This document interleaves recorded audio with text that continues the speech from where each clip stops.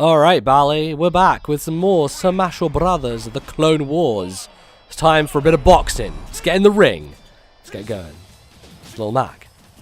I love how you're a framed character in a hoodie. Yeah, I'm hiding myself, essentially. What's up with that? I don't know, what is up with that? There's some weird costumes in this game. So he wore the hoodie in the reveal, didn't he? And then he sort of like...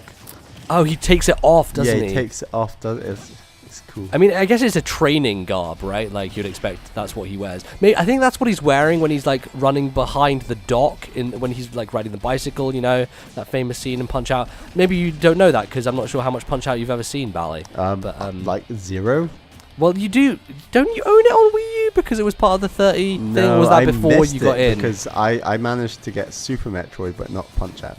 Okay, yeah. There were a few that you must have missed out on. I missed out on F-Zero as well. Oh, God, gutted. I bought that later. Man, you're such a sucker, Bally. I got it for 30 pence.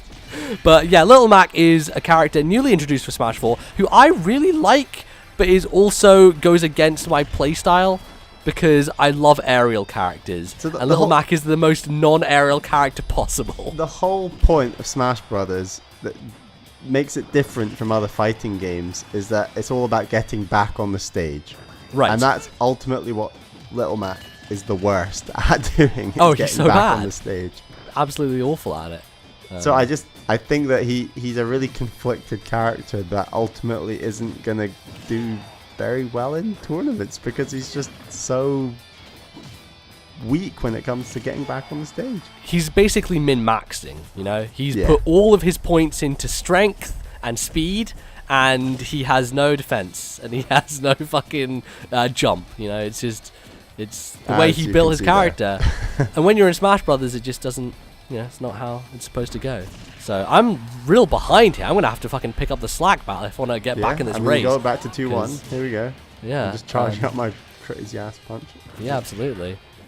Here's the thing about Little Mac is if you try and jump on the stage, he gets lagged, and then you should fucking camp him until... That was a crazy KO. You're bringing this back. Yeah, bring it back, Mally. It's how I do, you know? This thing with Little Mac is sometimes I feel like we both kind of over-reg ourselves and get stuck in a rut. And sometimes you just step back and be like, okay, I'm going to be a little bit more tactical here, see if I can. If not, So Little Mac's charging move with the arrows. Yes. Once it's full, is it an automatic KO or it's almost? I don't believe it's an automatic KO. I think that it just does a stupid amount of damage like that. Well, to the point where I'm fucking great. I'm glad I got that. You came back from 3-1 there. No, I know. Fucking hell of a deficit to come back from. But that is also the end of the first row of Smash Brothers characters. You're correct. And it's if I got the score correct, I believe it's 6-6 after 12 matches. We're tied. We're all tied up at the end of this first row. Yeah. But I can't even remember what I was talking about before we wrapped up. But hey, it was Little Mac and his KO punch. That was what it was. I think the KO punch doesn't. If you're like at 0%, I'm not sure it does kill. But regardless, no one cares because I won. So it's the end. That's what matters.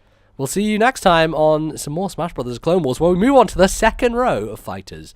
See you then.